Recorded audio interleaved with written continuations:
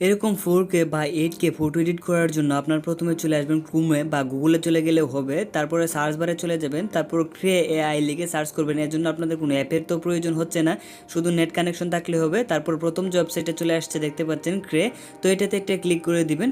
তো এখানে আপনাদের একটা অ্যাকাউন্ট খুলতে হবে। অ্যাকাউন্ট খোলার কোনো ঝামেলা নেই, উপরের দিকে দেখেন যে সাইন আপ, তো আপনারা এখানে একটা ক্লিক করবেন। এখানে একটা ক্লিক করে আপনাদের একটা জিমেল সিলেক্ট করে দিলেই কিন্তু আপনার অ্যাকাউন্ট খুব ইজিলি ক্রিয়েট হয়ে যাবে। তো আমি এখানে একটা ক্লিক করলাম, তারপরে কন্টিনিউ উইথ গুগল, তো এখানে একটা ক্লিক করে দিবেন।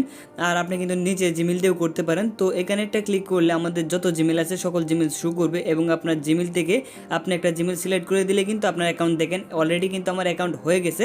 এখন আমাদের দেখেন যে 2 নম্বরে যেটা আছে ইনহ্যান্স, আপগ্রেড অ্যান্ড ইনহ্যান্স, তো এখানে যদি আমরা একটা ক্লিক করি তারপরে এরকম একটা অপশন চলে আসবে। তারপরে হচ্ছে ড্র্যাগ অ্যান্ড ক্রপ, উপরের দিকে দেখেন ইমেজের প্রথম যে অপশনটা, তো আমরা যদি এখানে একটা ক্লিক করি, এখানে একটা ক্লিক করলে আমাদের গ্যালারিটা শো করবে। তো গ্যালারিটা শো করলে আপনি যে ইমেজটাকে 4K বা 8K করতে চাচ্ছেন সেই ইমেজটা এখানে দিয়ে দিবেন।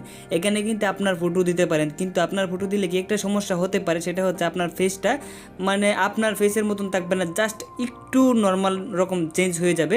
এখন আমি একটা প্রকৃতির একটা ইমেজ দিয়ে দিলাম, তারপরে দেখেন অটোমেটিকলি কিছু লেখা এখানে তারা লিখে দিয়েছে, এটা কিন্তু আমাদের লিখতে হয় না। তারপরে এখানে 4K 8K আছে, নিচের দিকে আপনারা দেখবেন যে এখানে 4K আছে, 8K আছে, এরপরে আছে 16K। এই কেগুলো আপনারা যেটা নিতে চাচ্ছেন সেটা আপনি এখানে সিলেক্ট করে দিবেন। তো এখানে প্রথমটা হচ্ছে 2K 4K, আমি এখানে 16K যেটা আছে সেটা সিলেক্ট করে দিয়ে আমরা এখানে নানে একটা ক্লিক করি, পরে আমরা এটাকে বাড়িয়ে দিলাম। এখান থেকে এটাকে আপনারা একটু বাড়িয়ে দিবেন। তারপরে এখানে জাস্ট আপনারা যেরকম আছে সেরকমই রাখতে পারেন, রেখে ইনহ্যান্স দেখতে পাচ্ছেন, এখানে একটা ক্লিক করে দিলে আপনারা জাস্ট কিছুক্ষণ অপেক্ষা করবেন। এখানে প্রায় 30 সেকেন্ডের মতন অপেক্ষা করতে হয়।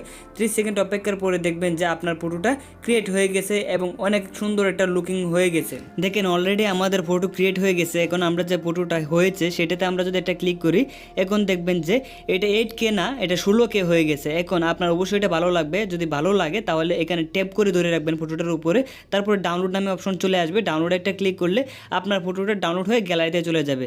তো এভাবে কিন্তু আপনি 4K 8K এবং যে কোনো রেজুলেশনের ফটো এডিট করতে পারেন এখানে। আর তাছাড়া উপরের দিকেও ডাউনলোড অপশন আছে, এখানে ক্লিক করলে আপনি ডাউনলোড করতে পারবেন।